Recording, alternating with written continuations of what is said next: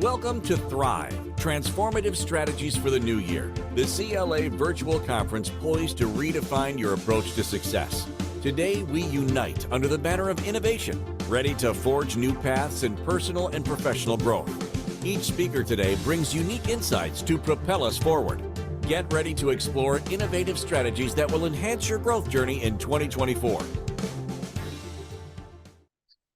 Greetings, everyone. Master Coach Rich Grogan here. All right. Well, greetings, everyone. Master Coach Rich Grogan here. Hope you're having a fantastic day. So what we're going to talk to you about today is Unleash Your Legacy, 7 Pillars to Warrior Confidence.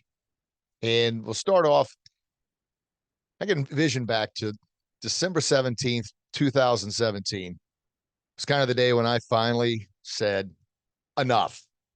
I'm tired of being stuck. And I'm tired of not living the life I was born to live. And that's the day I developed Warrior Confidence. And essentially the day my life changed forever. Well, there I was a decade before then, the business owner, the entrepreneur I'd always wanted and strived to be, staring at my business owner bank account. 26 cents in savings and 13 cents in checking. How in the world?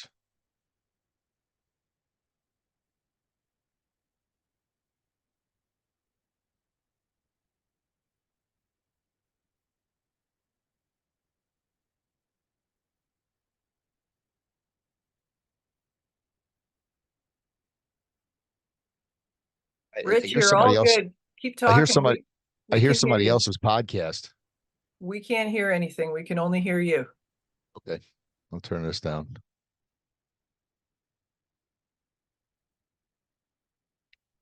But there it was, wondering how in the world I was going to tell my pregnant wife that we were going bankrupt again. You know, this certainly wasn't the life I dreamed of as a kid. Add in not only a second bankruptcy, a house foreclosure, possessions, health issues, holy smokes.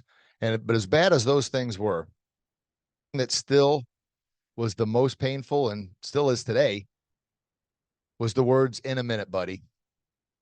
And "in a minute, buddy" was the words I used to tell my Austin. He would come running downstairs to my office, big smile, blue eyes, had his baseball glove, and he'd say, "Dad, can we play?" And I would say, "Well, in a minute, buddy. Let Daddy finish up on this." And he'd go run off and do his thing and then come back several minutes later and say, "Dad, has it been a minute yet?" I'm like, "Oh, buddy, in a minute." He'd run off again and he'd come back. And the next time I'd say, "All right, buddy, just sit tight right here. We'll just wait. We're going to play in just a little bit. Just hold tight for Daddy." And he would lay down. Next thing I know, he's asleep on his glove. And I would say, darn it, tomorrow, I'm going to be a better dad. I'm going to do a better job. Now, that was my intentions. However, intentions and reality, sometimes they're vastly different. You know, the whole world's built on good intentions, but it's what you do that actually makes a difference. So back to my pity party in the basement of going bankrupt, thinking, man, not only have I essentially shunned my family, put them on the back burner. My wife, she was always supportive, but I wasn't there to support her or my kids while trying to grow this business, and I was bankrupt for the second time. So I was having a pretty good little pity party. And in the midst of that, when I finally blamed everybody I possibly could for my own disasters, I sat there just breathing, thinking. At that time, and I'm telling you to this day, I believe it was God that said to me, "All right, big boy, I've knocked your butt down again. What are you going to do about it? Do you truly believe all that stuff you talk about, all that motivation, all that inspiration about getting back up and fighting another round? Well, let's see what you got." As if that wasn't a shock enough, the next song that pops up on my playlist is "Lose Yourself" by Eminem. I'm sure those two are connected, God and Eminem. But anyway, I would like to think they are. But they're hearing those words. You get one shot, one opportunity. Are you going to seize it or let it slip? Woo! Man, the tears started flowing down my face. Listen to that whole song. I knew what I had to do. I had to get back up. But I still had no clue on what I was going to do to fix the situation. So I battled through the bankruptcy, and then did my best to get off the island that I was on. And I say an island because I always felt like I was on an island by myself. Well, the truth is, yeah, I was on an island by myself, filled with the wrong people. So I had to swim off that island to go to another island. And when I did, I found, holy smokes, there's people out there that think the way I do. There's other people that have this entrepreneurial spirit. There's other people that have this mentality of, I know I was born, I was made for something better than just working a 9 to 5 or just fitting in. And found a mentor. First thing he asked me was, what's the last good book you read? Good book I read. I don't know when the last time I read a book, period. Well, he gave me a couple books to read. Well, next I'm joining some mastermind groups. Next, I'm joining another group of influencers. My point is, until I swam off that island by myself and found an island that I should have been on all along, which I didn't know was out there, that's when things started to happen. That's when things started to change. You only know what you know.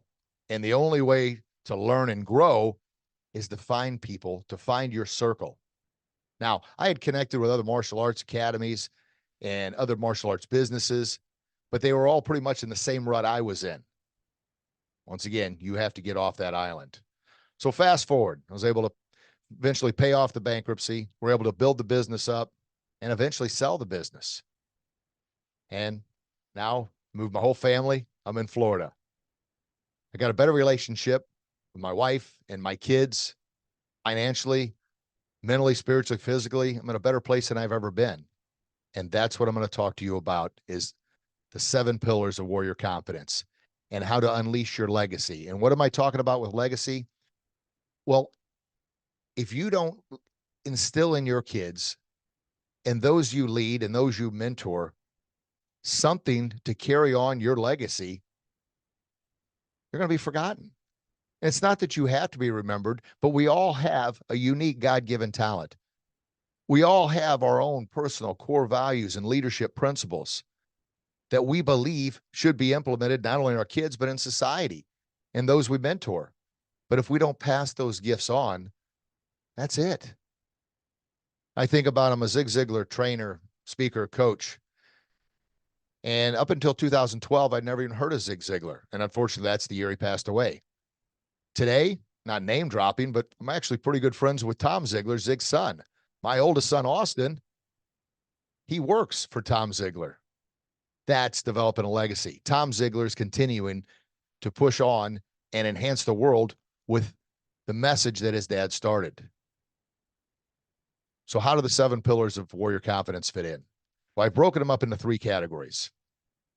The first category is mindset, and that's the first 2 letters of warrior. And the mindset principles and pillars are wisdom. That's the W. You've got well, let me back up. Got to remember, as Socrates says, all I know is I know nothing. You've got to be humble enough to realize that I am willing to learn. I am willing to accept the fact that, like, I was going bankrupt for the second time, man, I need some help. And that means I've got to get off this island. I've got to get out there and find some help, because you only know what you know, and you can only go as far as the knowledge you have. Others have walked the path. Others have fought the battle. Others have experienced probably the same thing you're experiencing right now. I mean, that's why you're here at this summit, to learn, to grow, to achieve the wisdom of others. So wisdom, it's got to start off with wisdom, the mindset, because that is the absolute most important part. But in order to obtain that wisdom, you've got to be humble enough to admit, man, I'm willing to learn and grow. The A, the second letter in warrior, attitude, baby. Attitude. You've got to have what I call an attitude of excellence. That means you're going to go into every battle, every day, and every day has its own individual battles, right? But whatever setback, whatever challenge you faced or are facing right now, you got to have that attitude of excellence, man. I'm going to persevere. I'm going to battle through. I'm going to overcome this. But it all starts with the attitude. Your attitude is the fuel for your mind to give you that right, let's say here, turbocharge to push that effort. Because one thing to have a great attitude, but if there's no effort to follow it up, what have you got? You're just kind of spinning there. All right, I got a great attitude. Yes, that's good. But you got to follow it up. And in order to sustain that attitude of excellence, that kind of migrates into the positive mental attitude. We've all heard of that before. But exactly what is a positive mental attitude? Some people will say, hey, with a positive mental attitude, man, you can do anything. I disagree. A positive mental attitude can help you do anything better than a negative mental attitude can. But just because you have a positive mental attitude doesn't mean you can do anything. What a positive mental attitude does, it releases the talents you already have and makes those better. An example, what I mean by you can't do anything. Well, Shaquille O'Neal, heck of a basketball player, heck of a rebounder, right? Park right in front of the net. If you don't know who Shaquille O'Neal is, he's about 320 pounds. He's a basketball player, big man, big heart too. But as great as he was at basketball, I don't care how positive his mental attitude is, would not be a very good horse jockey. Think about it. I have a very positive mental attitude, but you certainly wouldn't want me doing open heart surgery on you. So what positive mental attitude doesn't mean you can do anything, but it does mean you can do anything better than a negative mental attitude. Think of positive mental attitude as almost like when you flip a light switch, you flip that switch, that energy, that stored energy has been there waiting to be released. That positive mental attitude takes your talents and your abilities and releases them. That is what a positive mental attitude does. So those are the first two, the W for wisdom and the A for attitude. The next three, I call the core values, RRI, and it starts off with respect. The first R is for respect, because if you don't have respect for yourself, and what I mean by that is if you don't take care of yourself mentally, spiritually, physically, then it's very difficult for you to respect anything or anyone else. I believe the true reason we have so much disrespect in this world is because we have so little self-respect. So many people have so little respect for themselves. And the unfortunate thing, and I talked about my kids earlier, and yeah, it's true, and I used to I hate to admit it, never talk about it, that I kind of, and neglect's a tough word. I mean, they were well taken care of. My wife kind of burdened the load of both of them, but I wasn't there for them as much as I wanted. And that's something, when I talk about the legacy, that I got to live with the rest of my life. So if you've got young kids at home, you need to be there, mind, body, and spirit for them, because you can never get that time back. But at the same time, you've got to make sure you take care of yourself, respect yourself in order to set the example for them. And I promise you, the more respect you have for yourself, example you set for your kids, the more respect they're going to have for the world and themselves. So respect, it's first R, respect. And all respect starts with self-respect. The second R stands for reliability. You have got to be reliable for your kids, for your spouse, and those you lead. And how can you be reliable? One, when you're there, be there. Oftentimes, I know, even when I was home, I wasn't there. I was at the Martial Arts Academy. I was out giving a speech. And then when I was at the Martial Arts Academy or out giving a speech, or I was a PE teacher during the day as well, if I was there, I was thinking about, gosh darn it, when I get home, I'm going to do a better job with my family. I'm going to spend time with my kids. So when I was at work, I was thinking about my family. When I was at family, I was thinking about work. Well, I was never anywhere. Be where your feet are. Be reliable to your family. They know you're going to be there. And in order to be reliable, it kind of goes back to the respect. You have to respect yourself by doing the things you say you're going to do, by taking care of yourself and leading by example. So be reliable to your family. The last core value is the I, and the I stands for integrity. And integrity is, think about the root word of integrity. It's integer. And what is an integer? An integer is a whole being. So that means you either have integrity or you don't. It's all or nothing. It's not that I have integrity here, but not here. Well, you know what? I have integrity when it serves my purposes, but any other time, it's okay to breach my integrity a little bit. No, it's not. Integrity is a whole being. Now, am I perfect with all these letters? No. But the more I talk about them, I know the better I get at them, right? Because I don't want to be, what's that ugly word, a hypocrite? So I want to plant these seeds in your mental garden so you can do a better job to establish these 7 core pillars in order to live the life you were born to live, in order to leave the legacy you were born to leave. So integrity, doing what you say you're going to do, when you say you're going to do it, regardless if you still feel like it or not. Good, good? All right, those are the three, what I call core values, the middle right there, the RRI. The last two, the legacy and leadership principles. The first one's the O, and the O stands for opportunistic. A warrior must be and prepare in the background for that opportunity when it presents itself.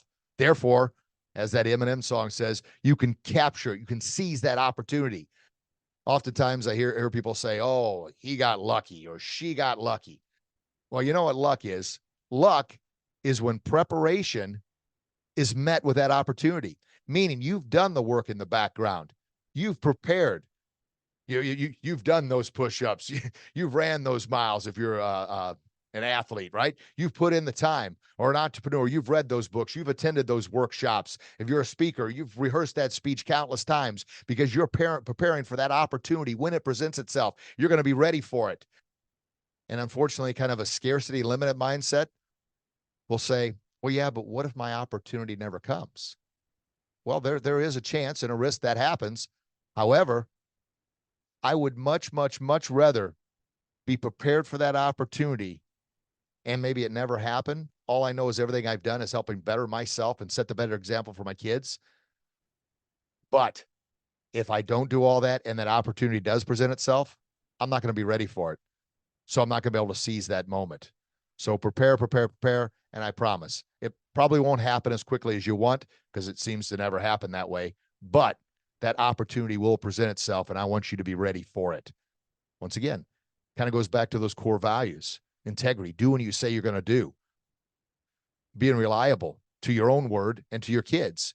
And then most importantly, the core value, being respectful to yourself and those that you lead.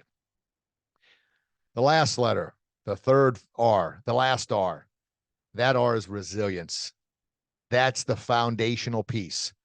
Because in every single step along the way, in every single one of those pillars, every single time I was knocked down with the bankruptcies, the house foreclosures, the car repossessions, the health issues, I had to be resilient to get back up. And we know that a definition of a true champion is not someone who never fails. It's the person who fails, but forgets to stay down because they're determined to get back up. And I say forgets to stay down because oftentimes people will say, oh, well, yeah, I had a setback and I forgot to get back on this path. I forgot to do this again. Well, maybe you did, or maybe it wasn't a priority, or maybe you weren't resilient enough to take on that challenge again, to get back up and fight one more round. Resilience is all about having that grit, that determination, that perseverance to say, I don't give a darn how many times you knock me down. I'm getting back up each and every time. Why? Because not only am I resilient, but the reason I'm resilient is because I want to set the type of example for my kids, for those that I mentor, for those that I lead, to create that legacy so they can continue to create that legacy after I'm gone. Well, if one thing we certainly need in society today is good core values, good mindset, and absolutely do we need resilience and grit and determination, because so many, not only kids, but I see it all the time with entrepreneurs, first sign of adversity, they're giving up. And I get it. The world ain't all sunshine and rainbows, as Rocky says. It's a mean, nasty place. And I don't care how tough you are, it'll beat you to your knees and keep you there permanently if you let it. We got to get back up. And not only for ourselves, but I can't stress this point enough because that's kind of the title of the talk, Unleash Your Legacy, right? Is for those you lead, most importantly, your kids. They are going to follow and do what they see you do. I mean, we've all seen parents, and maybe we were one at one time, maybe we still are. We tell our kids one thing, but we do completely the opposite. What kind of example is that? Now, I'm not pointing fingers because as embarrassing as it is, I've done those things. Kids, don't drink, don't drink, don't drink. It's okay for me because I'm an adult. Well, if you want to have a drink, that's your prerogative. I don't drink anymore. There's no need in it in my mind. One, I want to set the best example. I used to always exercise. But when my life kind of went down, I got knocked down, so to speak, what did I forget about? My physical health. My spiritual health was always come and go. My physical health. or mental health, sorry. Mental health was always, well, until I learned I could read, which was 2012. I mean, I guess I could prior to that. I somehow got a degree in kinesiology and got a job as a PE teacher, but I wasn't taking advantage of the opportunities. I wasn't preparing. That's what put me through all the setbacks. Now, were those setbacks going to happen irregardless? Who knows? That's part of my journey, part of my story. I guess that's what makes it unique. But I'll tell you the truth, it probably isn't as unique as you might think. Maybe you haven't gone through the bankruptcies. I hope that you haven't. But I can almost guarantee that every single one of us at some point in time have felt like we're right there on the brink of our destiny, ready to leap into our greatness, ready to seize that opportunity. And then what's life do? Bam! This is with a right hook of reality and drops us. And at that point, we have to make that determination. Am I going to get back up and fight another round? Or am I going to lay here? And I promise you this, the longer you lay there and contemplate getting back up, the harder it's going to be to get back up. You got to get back up as quickly as you can. Because you get back up as quickly as you can, you're going to fight that, what I call mental bully, that bully in our head. And that bully in our head, and maybe, and I talked about this a lot with some bullying presentations I've given. I had bullying as a kid. I always thought I was bullied until I realized I was only bullied because I allowed it to happen. And the reason I say that is because the meanest bully wasn't that kid in 6th grade or in high school or wherever. The meanest bully was the one in here. Always reminded me that I was a dumb, poor farm kid, that I had learning difficulties, that I was small, that I was short, I was undersized. Anytime I went to accomplish something or do something, that bully was chirping. And anytime I'd have a setback or a failure, what was that bully doing? That's just validation that you're not good enough. You're never going to be good enough. Always there, always chirping. So what is so important about resilience, and the reason it's last, because not if, but when you get knocked down, you have to make that determination to get back up as quickly as you can. And when you do, you're building a solid foundation to build on. So the next time you get knocked down, maybe it's not as far of a fall, but you're also conditioning yourself to get back up much quicker. And the quicker you get back up, the more you're silencing that bully. If we allow that bully in our mind to keep chirping, it's going to talk us out of our dreams. So a quick recap. What have we been through? We've been through get a mentor, get a guide, join a leadership organization, something that's going to help you learn, grow, and become your very, very best. That's the wisdom. The attitude, have an attitude of excellence. The first R, respect. Respect yourself in everything you do. Be reliable for your family, for your kids, for those you mentor. Have integrity in everything you say and everything you do. Be opportunistic. Prepare for that opportunity when it presents itself. And the last R, be resilient in everything you do by setting the best example so you can leave a legacy that ripples through not only time, baby, but through generations. And I believe that's what we're all born to do. Utilize our unique God-given talents in order to leave a legacy that others can follow, to utilize our shortcomings, our hardships, our troubles to make life better for others. Can you do that? Absolutely. Are you going to do that? That's a question you have to answer. I believe in you. I believe in what you have to offer. You've been given a God-given talent that nobody else has. Please share that talent with the world. Thank you so very much, everybody, for listening. I'm very honored, very blessed.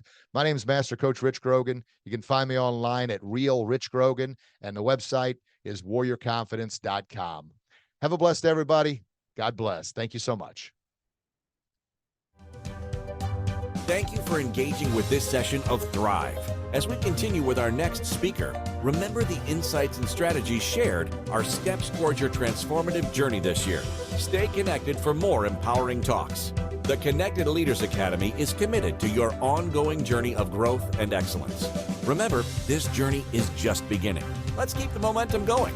Join our community at www.connectedleadersacademy.com.